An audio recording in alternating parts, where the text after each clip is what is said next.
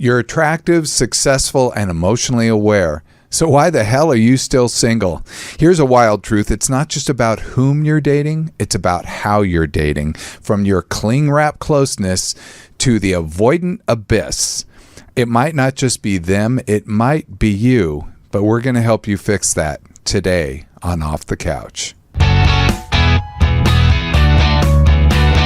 And welcome to Off the Couch, where psychology meets everyday life. I'm Dr. Greg Cason, psychologist, here with producer Brian Gomez. Happy Monday, you guys. Hey, Brian. And also Tony Sweet on the board. Say hello, Tony.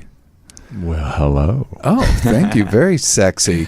Well, today on Off the Couch, but before we get that, producer Brian just got back from Gay Pride. Yes, happy Pride. And I just, we're having like 2 weekends of it here in LA. We can't just have one. We have competing Pride celebrations. I really don't know why people do that. At least they could be more than a mile apart. True, but one is enough for me. I am done. I feel like you can hear it in my voice. But I saw my favorite picture from Pride. I just have to say this. It's a man sitting on the ground. Yummy. Surrounded by all these guys, shirtless guys with abs, which is essentially what a lot of people go to Pride to do, to show off. And he's sitting on the ground. He's eating a happy Pride cake with his hands and looking very distressed. And he is my spirit animal. So good for him, I have to say. But let's talk about today on Off the Couch what we're going to talk about. In this episode, we're going to talk about why you're still single even though you are a catch. We're going to talk about those relationship patterns, attachment styles, and self-sabotage, all the greatest hits. And we're going to help you to discover who you are. So we're going to talk about the hidden reasons people stay single even when they seem like a total package. But I want you, the listener, to think about this. This is a topic that we often can get into self-blame because we don't have what we want. We have what is. So we can self-blame. But I really want you today just to self-reflect. Be a little bit more compassionate to yourself and to listen and to know that I'm not going to be able to cover every reason. I'm just going to cover some major categories, and we're going to be talking about some things that get in the way of people having that mate that they've always wanted. Okay, let's talk. Brian. Yes. Brian, what would you classify yourself? Because you're dating someone now, right? Yes, I am. Are you in a relationship? I am. So we can't ask you. Well, I mean, it's like history stuff. I mean, my past, where I've been single, I've dated a lot of emotionally unavailable people as well. So I am aware of how that goes. How new is this relationship? Pretty new, yeah. Okay. Yeah. So we've been knowing each other for a few months, so.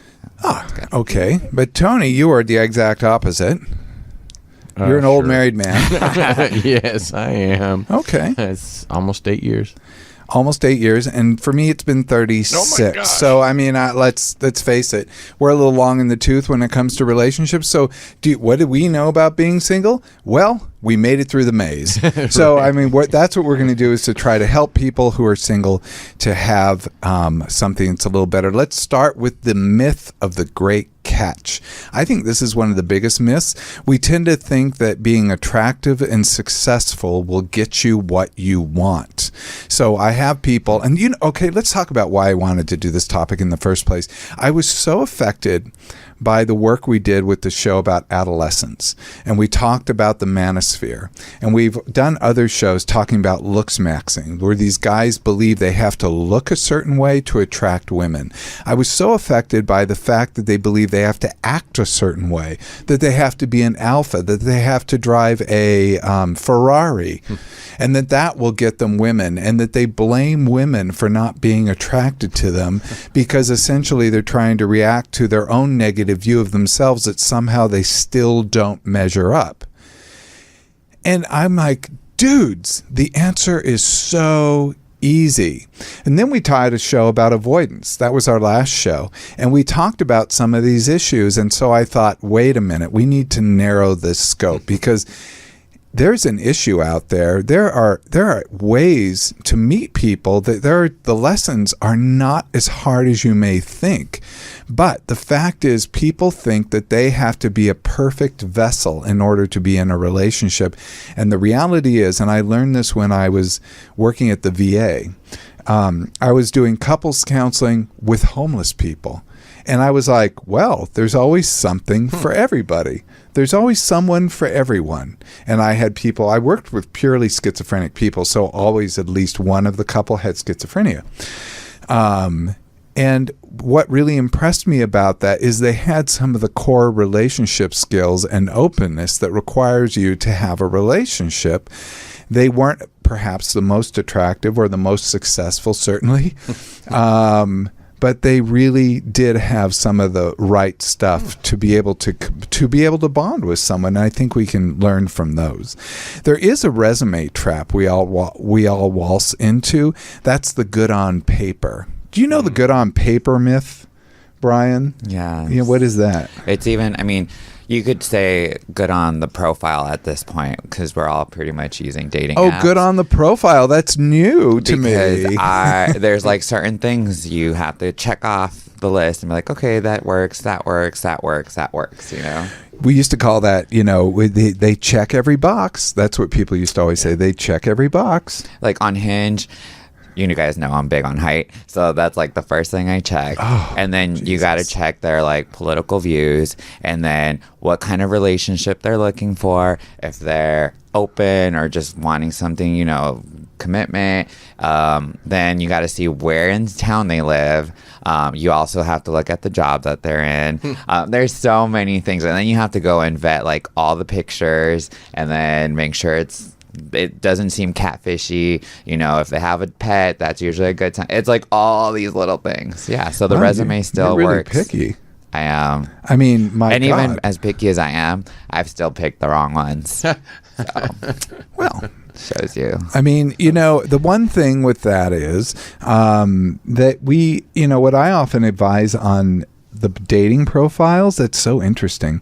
Well, it's what you're looking for there, right? But do you actually say that on your profile that I want only someone who meets these qualifications, or do you only use that in your search criteria? I only use that in my search criteria. Okay. But I make sure that if I'm demanding and wanting all these things, that I am also being able to do those things, or I'm in that same position. You meet your criteria. Yeah, because that's what really gets on my nerves when people want like this huge trophy and like the perfect man, but like they're not working on themselves. They're not doing anything to better their lives or anything like that, which like kind of backfires, No, if they want a trophy, they better have done the deed. Like they done something to earn the trophy. I would imagine they won the event.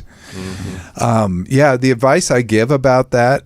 That's why I was asking with dating profiles is to be specific about yourself on the dating profile so that people can use the search criteria to say what they want or don't want, so they don't waste your time. You don't waste theirs. Yeah, even on mine, I made sure that like I have a little thing on like my old Hinge profile. I would say that I really like unhinged sense of humor. Because that is like a deal breaker. Like I need somebody that can laugh at my stupid jokes and just flow with it. So for me, that's a big one.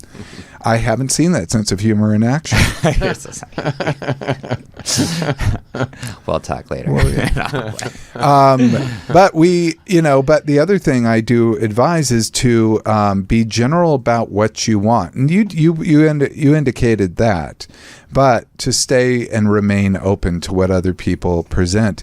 The profiles, I think, tell you instantly this is not a good person to match with, or anyone who has rules about what they don't want. I hate that.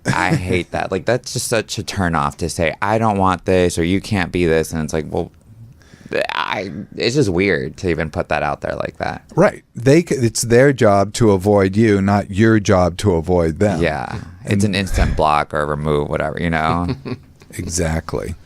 So good on paper doesn't mean someone's emotionally available, and that's what we're going to talk about. So even if you are the perfect person, it doesn't mean you're really ready for a relationship. And when you meet someone who seems perfect, doesn't mean they're ready for a relationship. So that's a different thing altogether. Also, there's a dating market mismatch, and we perhaps can talk about this. I see a lot of this happen here in West Hollywood, or we're in West Hollywood, but in LA in general, which is high standards, having really high standards, and cutting out people who might otherwise be really rather good because you want a certain income or a certain this or a certain that.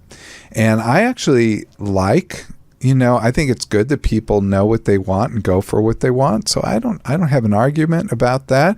But as I'll talk about later, I do advise them not to use their standards as a way of cutting off other people. And you don't want to be too available either. So you do want to have some standards, but just not go around demanding people be more perfect than they are. That is true. We all have flaws. Okay. How rude. Let's talk about, though, we're not here to talk about other people, because actually we're here to talk about you. We're here to talk about the single person and what may be getting in the way.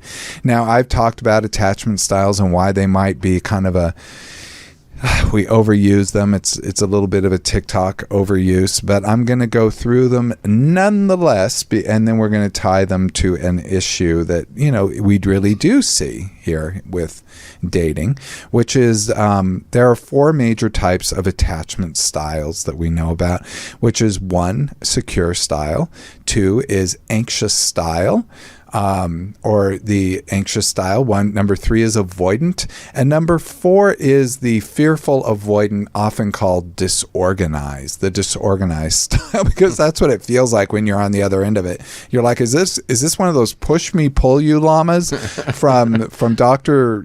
What's his name? Dr. Doolittle. Thank you.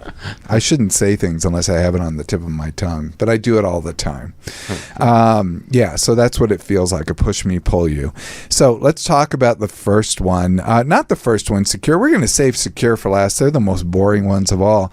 Let's go to avoidant first of all. This is the avoidant person is the person, I'm too busy, or nobody's good enough. I don't know, they have brown hair, or they're too short, maybe, or something like that. Nobody's good enough. And often that is, they're avoiding. What are they avoiding? Or I'm too busy. Do you know these people, Brian? Well, sometimes I do have that little thing about me not wanting to date somebody too short, But is it to stay away from a relationship? Because you seem like a relationship person. I am, but I also have this little flaw where I'm like, in the picture we don't look perfect, and that's a big problem that I also have too. What it looks like in the picture? Yeah, like if visually we don't match, which is so bad to say, but I'm like, I don't know. I have like a little thing where I'm like, I just want them around my height or taller, and height is just a big thing. I don't know. It's my preference. Well, now you know, Tony. Yeah. Actually, I'm almost opposite. Oh, you like them shorter? I usually like them shorter than me. You like to have them. You like to have them in the crux of your arm. Right? Yeah. I mean, I have dated taller, but majority of the time they're shorter than me, and I always found that more attractive. Yeah. And for me, it's like my height or taller.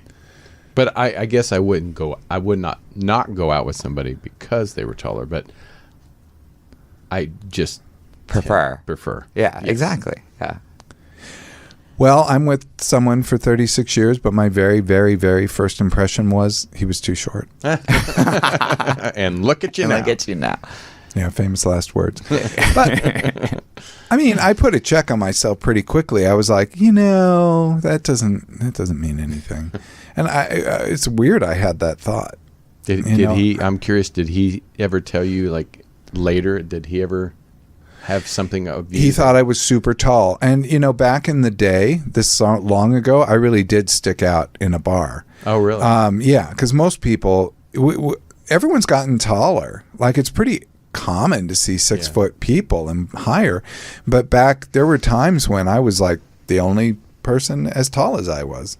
Or there'd be one or two. I used to joke when I go out dancing and I'd say, want to see, I go, watch, I'll go out into the dance floor and all the tall people will come dance with me. And I would go out into the middle of a dance floor because I noticed this. So I always like to amuse my friends because I go, okay, watch me. I'm going to go out into the middle and all the tall people will come out. And sure enough, other tall people would suddenly gravitate toward me. The herd of giraffes. Because they didn't want to stick out. Because it's weird when you're dancing and you're sticking out above like that is true. Shorter people. Maybe that's why I don't dance. No, but, you know, I didn't let that make me avoid it. Avoidant personality is someone who uses their busyness or that uses their standards or whatever to actually cut off other people because they say they want a relationship. And if you're saying you want a relationship, but you're not getting one because nobody's good enough, that is a problem. And that may indicate avoidance on your part. Because maybe if they were, you'd have to get to know them, or you'd have to deal with your own prejudice, let's say, about height, or you'd have to deal with your own stuff. And that's not always easy. So it's a lot safer to just stay back or to avoid intimacy. Okay. Well, I guess in that sense, when you put it down like that, it's not like an avoidant thing for me in that way. I have given some short kings, a chance. It's just, I prefer tall. But I'm not avoiding like a relationship just because they're short or anything like that. Well, that's good. Yeah. Number 2, is anxious. The anxious attachment. Can we put the picture again? Okay. The anxious attachment. This is the over pursuing or rushing intimacy. I call this cling wrap closeness. They want to really get in there. And this is the person who calls maybe all the time, etc. And it is interesting with this person. Sometimes they can be very attractive, especially to someone who's feeling quite insecure or very narcissistic. They like that attention that they're getting. Why are you laughing? I'm not laughing. I just, opened my mouth a little bit because I was like, oh, that might have been one I have had in the past.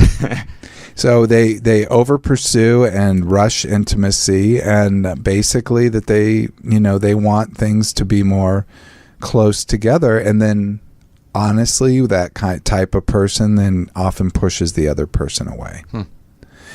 Disorganized style. This is the push-pull. I talked about this being the llama, the push me, pull you from Dr. Dolittle. This is fearful avoidance. So they're both fearful. So they fearful being anxious, moving in, but also avoidant. That's their fears also causing them to pull away. So they appear like they want to get close, but then once they do, they swoop out. And this can be really a problem for people and feel very confusing. But let's talk about the number 4 style, which is secure attachment. Secure attachment is when you feel safe with both intimacy and independence. So we're, that's something that we want to aim for, and we'll talk about more how to get there. Also, there is a thing called repetition compulsion. This is not my term. It's an old term from psychoanalytic psychotherapy, where we have a tendency to choose familiar models, not necessarily healthy ones. But I would contend that it's not just a pathology. We all have a built-in DNA with relationship that causes us to be attracted to certain people with certain qualities. So understanding ourselves can actually help us avoid some of the biggest pitfalls without actually getting hurt. And often what the desire is to get some unmet need met. And you can only do that with people with a certain profile. So that's what often creates love and intimacy. And it also creates this you're never complete kind of dynamic. Like with your partner, Tony, do you guys feel like you're never quite perfect, or does it feel perfect all the time? Oh, no. Yeah. No, I think that's a healthy relationship when you realize that it's not perfect, but you it's great. Yeah. You're content. Yeah. So what you're doing, though, but you always have more to discover, more to know about the person. Oh, yeah. Closer. We change as we get older. We change as we get older.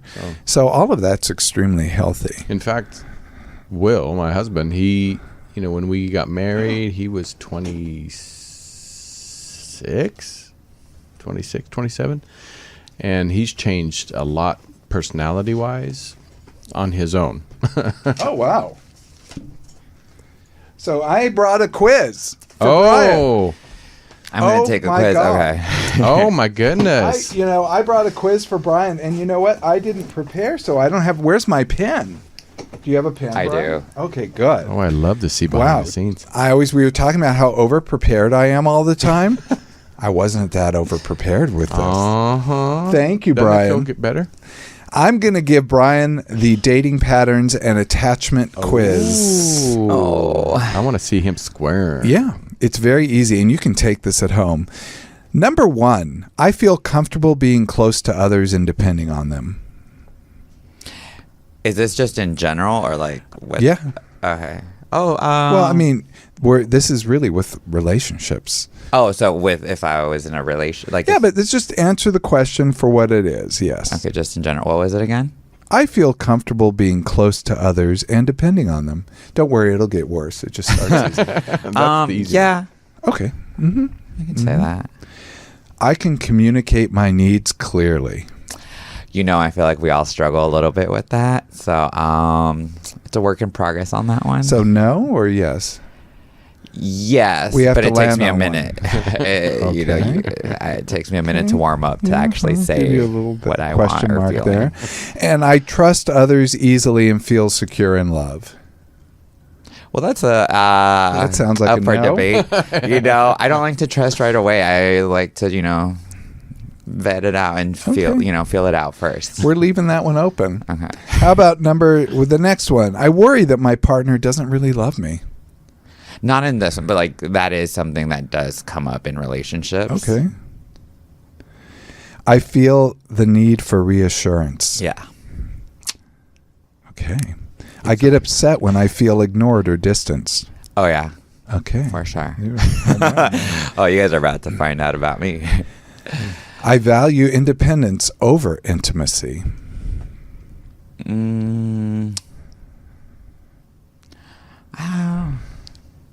That's like half and half because I feel like I want my own space too, and to do my own things. And, Which one wins? oh, I am a romantic, so I would want the intimacy instead. Okay. Yeah. I pull away when things get too close. No. Okay. I'm not that one. I have a hard time trusting or depending on others. So, in a general, with human beings, yes. Okay. I crave closeness, but also fear it. Yeah, because then, you get close and then it's a big heartbreak after if anything happens. So it's scary. I feel overwhelmed or confused in relationships. No. Okay. I push people away even though I want them close. That's not me. Okay. I just don't want them close. What I gave you was the attachment style self-check. By the way, I'm going to have this on our show notes on YouTube. At what is it? YouTube.com/Dr. Greg DRGREG for this show. And this will be a show about, we're going to call it Why Are You Still Single? Did I get the anxious one? Yes. I know. But you've got to, I think It's a work in progress, and I've been working on it. Trust me. Therapy So you helps knew it. that about I yourself. did, because when you were pulling him up, I was like, oh, I know exactly which one I am and what type of person I would usually go for. But yeah. So. Well, excellent. Yeah. Okay. So. Self-reflecting a lot. No, that's very good. That's very good. Tony, what would you think you are? I'm a man. You're a Of dude. which one? Out of the styles. Secure, anxious, avoidant, or disorganized. We didn't do the test with you. We probably should have. I'd say at the beginning of our relationship, of the one I have now. Yeah. Secure now. I feel secure now. Because we're also best friends, which was my first time I've ever had a relationship that was my best friend. Yeah, before I think we just were boyfriends and dated, even though we were together maybe a while, I never really felt comfortable opening up. But with Will, I'm completely comfortable with it. But I would say secure now, but I would say more anxious. More anxious? When I first started with Oh, Will. okay. Yeah. I was more anxious because I also came out of a bad relationship, was single for about 5 years before I met Will. I was single on purpose. No dates, nothing.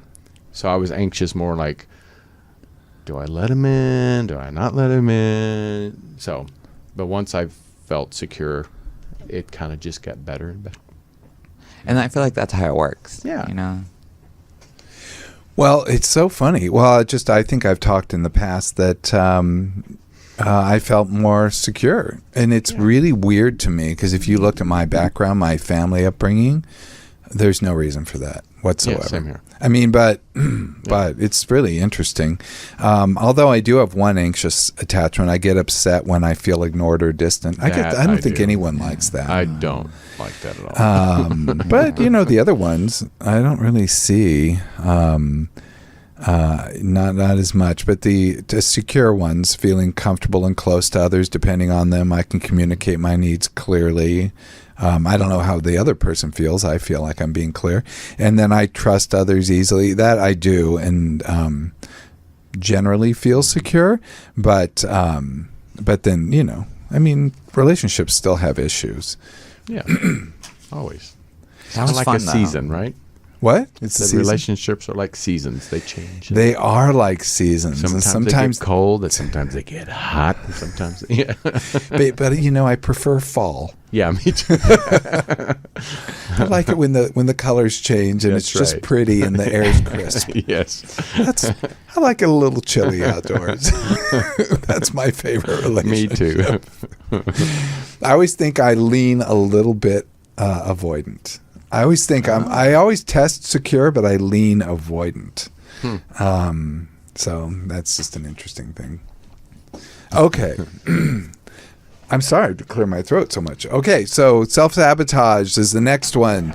This is the love on the run. These are avoidant people, but let's talk about them very specifically because these are the people who kind of blow things up. They are the person who is only attracted to unavailable people, or they just avoid whatsoever, or they just throw a bomb into it. But let's talk about them. The person that likes unavailable people, I mean, I see this all the time where people will fall in love only with someone who is unavailable. What? I'm sorry, I was just laughing because that's been me. Oh, that's been you. times. Well, see, there you go. Yeah. But that's an avoidant trait. Oh, yeah. Well, okay. I realized at some point I was the one that had an issue if I kept going for the same type of an emotionally, available guys. And I was like, wait, am I emotionally unavailable? And is that why I've been doing that? Or? In the straight community, I mean, the gay community, what I see a lot is like gay men falling in love with straight men all the time. I had a friend that always fell for straight guys. Yeah, isn't And I that a was trick? like, why do you do that to yourself? This is why. Yeah, that seems This is painful why. and- They're self-sabotaging because they're safe to love because they can go for it. They can have all those feelings, all that limerence. They can have all that crush, but they know that it will never come back on them. They know that will never be intimate. So they kind of make it their work. They try to get as close to the other person, but they aren't under the same heat lamp that they're putting someone else under. Yeah, I had a friend back in Kansas that was like that. I was like, why do you always do that? It's like, yeah. Also, the person who just avoids, like I said, they just avoid it. They have beliefs like subconscious beliefs. If they really knew me, they'd leave. So they just stay away. Also, another belief that comes up is it's safer to be alone than to be hurt again. Heard that many times from people. Yeah. And if that's the choice to make, that's the choice to make. It is safer. It's just also you don't get as much good stuff either. Mm-hmm. So some people do prefer to keep their life in just a holding pattern. And I do think a lot of people, the thing is, we have a myth that you somehow need to be in a relationship, but being single can be just as satisfying, and people who are single can be quite happy. So I don't think that's a problem to be single. I think the problem is when we fool ourselves into say we must not be single, or there's something wrong with us if we're single, but then we develop these strategies to meet people who are not going to work for us. Also, this is the person who ignores red flags. We talked about red flags on another show. And when they see green flags, they're like, oh, no. What? They want to go out? They're available on Sunday? They have a good job. What? I'm not really attracted to them if they're so available. Yeah. I'm not really attracted to them if they seem to be a little too into me. They text me during the daytime. Don't they work? So, this would be something like a green flag we're ghosting. I remember dating somebody years ago, and I thought it was going well. And then he ended up we were going to a party, and he's like, I think I want to break up. And I'm like, well, why did you take me to the party? He goes, well, I still want you to go to the party. And I'm like, why? About a year later. You off? Right? Oh. A year later, a friend of mine knew him, and he was like, yeah, Tony was just too nice. And I was like, huh, that's the reason? He goes, yeah, Tony was just too nice. So I guess he liked unavailable people. He sure did. Yeah. Or maybe wanted you to put him down, and I know. And I was not that sort person. of thing. I know. Yeah. That's I would not encourage you to do that either. There's also the chemistry trap here with the love on the run. They're the people who are like, I feel so intensely that it must be a good relationship, even though they can see every red flag, like every warning sign, but they feel so intense. So that doesn't mean compatibility. Okay. Self-sabotage. Let's go on to number whatever it is, cultural and social pressure. This is when we're trying to give in to the pressures of our parents and society. Boy, I hear this one a lot in therapy, which is really interesting. For the people out there who are from cultures other than America, other than the U.S., this is more common. But it also takes place in certain groups within the United States, but there's this demand to be in a relationship. Like somehow you are not a whole person until you're in a relationship. We often see that society glamorizes coupledom and stigmatizes singledom here in the U.S. But what happens is when this person is just trying to put a slot into a hole, they're dating to try to just please their parents, or they're dating because they think they should, then they could be putting so much pressure on themselves. Like, I have to get married before I'm 25 so I can have a baby by the time I'm 30, and this and that. When someone does that kind of stuff, they're putting that pressure on themselves. Luckily, we don't have to worry about the baby part. But a lot of gay men do choose the baby. Of course, yeah, you don't have to worry about it, but then that is a value a lot of people have. And that's one that actually helps couples come together or go apart. I've seen that actually divide people up more times than I can say, straight or gay. Yeah, because I would want somebody that wants kids too. Yeah. Yeah, or else it's not going to work for me. Because I want kids for sure. Right on. So we often call this then we also see the pressure. I'm going into the pressure that happens from apps. There's music coming up on the. That's a siren. Oh, it's coming outside. I'm having an attack here. I can tell. I think there are sounds coming from inside the studio. Maybe they receive that phone call. Okay, that we often, when we have something like we get on the apps like you had, Brian, like on Hinge, and you go on Hinge, you go on all the other apps. All of a sudden, you have so many apps, so much decision. What is the effect of that, Brian? You're going to go on a lot of dates. And what happens? I get tired. You get tired. There's a thing we have in psychology called the paradox of choice. I hear clients calling it analysis paralysis when they can't land on the perfect decision.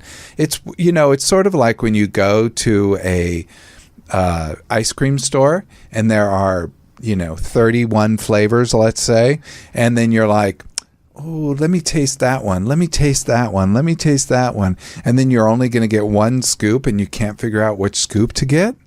That is exactly what this is. This is the paradox of choice. The more choice you have, the more difficult it is. If you only had chocolate, strawberry, and vanilla, my guess is you'd have an easier time making that choice. I think in our era, yes, because when we were growing up, there were only three TV channels. 3 TV channels. And now there's hundreds and Yeah. hundreds and hundreds and thousands of TV channels, and we can't ever find what we want to watch. And that was with cable started. I remember Yeah. doing that with cable. But I feel it is harder to date because there's too much choices, because there's so many apps, and it's almost like ordering online. With even like for hookup sites. I mean, there's just so much that people just, I think, lose interest after a while. And That's the danger. Yeah. I always say that there's no bad place because you still have to do the work. So you could Right. meet in a bathroom stall, for God's sake. You could still That's have the good old days. You still have to do the work. You're still going to have to go beyond that. Right. So in the apps, it just puts another step in between, and people think it's a great filter device and stuff. I think what it does is it facilitates people's social anxiety Yeah, I think so, because they really have trouble like saying hello to somebody. Like we used to always agonize about saying hello to somebody or going up to them or this or that. Now people have like, oh, I've liked your pictures, you've liked mine, we've talked. Then they're easy to approach. We already have this dialogue going, or we make a date to get together with them and see them then. But I think it does facilitate their social anxiety, but it doesn't necessarily help facilitate the relationship. And I feel like a lot of people too, I don't know if they're just on the dating apps but not intentionally trying to date. Oh, you no, know that that's- they're just swiping away. You don't or know like- how common that. I hear this in my sessions all the time. People are on the dating apps and they're looking. They just look at it like they're going to a deli and just looking to, or a bakery and just seeing the selections. They're not even intending to buy something. They just want to look. Yeah, because when I am wanting to date, I will make intentional dates. Like, it's sometimes annoying where I'm like, oh, I booked like a whole week full of dates for dinners that I'm like, Oh my God. well, like not That's like why all you're at the never same time. available when I call. No, but if I'm intentionally dating, then I'm gonna be like, oh, if I like these selections, I'm gonna try them out, like you said, and see if like the dates go well, But I feel like a lot of people aren't going on dates or like actually using the apps for dating, other, like you said, they're just looking and swiping but never really making a connection or trying to make a connection. Well, they often have that, oh, this looks good, but maybe the next one will be better, just like the ice cream example. Like, oh, I could get mint chocolate chip, but this flavor here, a snickerdoodle or whatever, oh, that tastes good. That's unusual. I want to get that. But then I would have to get the mint chocolate chip. I'd have to pass that up. People get land in that all the time. And again, they analysis paralysis. Okay. That sound I'm hearing is coming from outside the studio then. Okay. Just so you guys know, I'm hearing like this and that and like jackhammer and God knows what. But I'm sure it doesn't get picked up on the microphones. Okay, so number whatever. I didn't number these. The role of fantasy and idealization. Let's talk about that. Holding out for a perfect person. This is really when it gets into that dynamic. We date for potential, not for reality. Oh, this is one of my biggest peeves as a therapist. People are like, they are work in progress. I'm going to get them to be this place. I'm like, if you can't accept them where they are, chances are you're not going to be happy where they end up. You kind of got to start with them where they are. And if you can accept that person, you can then build the house. So I say acceptance is the foundation on which the house is built. Then you can work on the relationships, but it's got to start with acceptance. A lot of people want to build the house and then they'll find them acceptable, but that is like building on a shaky foundation and saying, well, I'll work on the foundation once we get the house built. That doesn't work in construction. It doesn't work in relationships. I agree. Okay. So don't date for potential, Brian. I've learned my lessons. Don't mistake lack of butterflies for lack of compatibility. So a lot of people think that you have to feel butterflies with the person. And in fact, that's not the case. And in fact, that helps us get together, by the way. Right. It is really nice that we can start to get together and to bond together, but it doesn't mean we're compatible. I've also learned that lesson. So then we want to go from stuck to secure. This is how we work on secure attachment. I know that we've talked about a lot of different styles today for you, and you may not even have seen yourself, but we need to look at these patterns to try to help you to become better. And that's that we want to work on a secure attachment style, which will make your dating life better and will make you more attractive. So how do you do that? Number one, I have a little checklist. Redefine your self-worth outside of the relationship status. So we often hear this kitschy little phrase, date yourself first. I believe that. You've got to be able to be the person. You've got to become the mate that you want to have, become the love that you want to have. That doesn't mean you want to marry an attorney so you become an attorney. I'm not saying that. But if you want someone who's professional, become professional. If you want someone who's a good provider, become a good provider.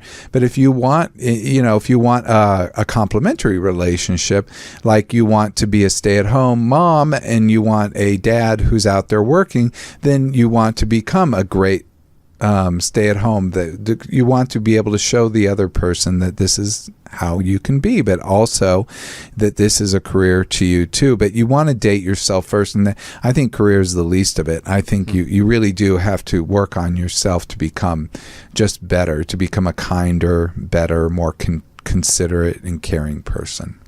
Amen. Period. And if you have anything ahead of the relationship, like drug use or alcohol use, those are like having a relationship with another person. And if that is the case for you, then that's going to get in the way of the relationship. It may not matter at first, but eventually it will. I'm saying abuse, really. I mean, you can have cocktail hour. So we also want to choose based on shared values, not just chemistry.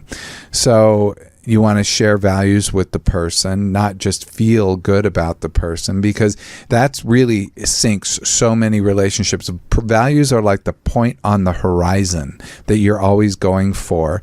You want to find somebody that you can support in their values, and you want to have someone who will support you in your values. But if you meet someone whose values you don't support or you don't respect, they're not a good match, no matter how hot you think they are. So if they want to devote their life to professional and you really want a family man, that might not be a good match. And even though they seem great in so many other ways, you can't change them, and you want them to support you. What if you want to become an artist and your partner doesn't want you to become an artist? They want you to focus on the home and you really want to paint. You have to find someone who will say, I think it's great that you paint. Here, I'm going to buy you supplies, and here we'll create a space in our apartment so you can paint, and have that person support your dreams. Does that make sense, gentlemen? Yes. I think that makes perfect sense. The other thing I really advise that you do is to sit with discomfort instead of fleeing or clinging. People who have discomfort, they either try to cling to get rid of it, like, oh, I don't know if the person likes me, so I'm going to, call them 100 times or send them 45 texts. Not a good thing to do. But also could be fleeing. They didn't call me today, so I think it's over. So both of those are bad. So start now. I actually advise you do uncomfortable things in your life, not just relationships. Do uncomfortable things. Learn frustration tolerance. Exercise I give with my clients with frustration tolerance is to go to the grocery store and get in the longest cashier line. Oh, Lord. And go there. Hopefully they'll be writing I a usually check. do anyway. I Yeah, always pick go the the wrong- longest one. Also, when you go park in a parking lot, park in the very end stall, like at the very end. No matter if there are only 5 cars in the lot, park at the end and walk. Because what you're doing then is all of a sudden you're frustrating yourself just a little bit. I just got frustrated when you said that. Oh, yeah. And then when you get there, you basically build that muscle to be able to sit with frustration, because it's going to hit much harder. These are the light weights, because the big weights are going to be when the person doesn't call you. For, let's say they don't call you because of something happened, or they are having a problem with you. And to have a good relationship, you have to be able to sit with the person even when they're having problems with you. You have to be able to be there for the person. Also, these are standard suggestions. Try therapy, journaling, and trusted relationships. Do we have time for anonymous questions? We do. Oh, my God. Okay, so I love that, we were joking about my, it's in here, Brian. We were joking about it's right here. We're joking about my Unprepared or over-prepared. over-preparedness, but I've gone the absolute opposite direction with Brian. And we had here, those were the questions that people sent. Pick one or two and let's just answer. Yes. Okay, well, let's start with the first one. Okay. Is it me, or is everyone just emotionally unavailable? You. Me. Yeah, no, everyone is not emotionally unavailable. That to me is the person demanding everyone be available on their time schedule in their way, instead of assuming that everyone is essentially emotionally available at some point, but they haven't necessarily found the dock for their boat, essentially. But you don't think that person is emotionally unavailable if they keep only going for emotionally unavailable people? It's a really good point. And maybe that is the case. Maybe they're demanding someone else be emotionally available under their terms because they don't want someone to get to know them, just like we talked about. Damn. Yeah. Oh, is that? I'm just saying. Okay. I'm just saying. Like, that's deep. Right. Do we have No, I did have a time, a relationship that I messed it up myself by trying to be so perfect for this person, because I felt like if they saw any little crack or anything of like my full realness, that it would end. And yeah, it ended up ending, but I'm pretty sure that had a big deal to do But let with me it. comment on that. It's actually really good for the person to know your cracks. To me, that's where intimacy is built. Is that they understand the pain that you're in. They understand the darkness sometimes. They understand that you're not always together.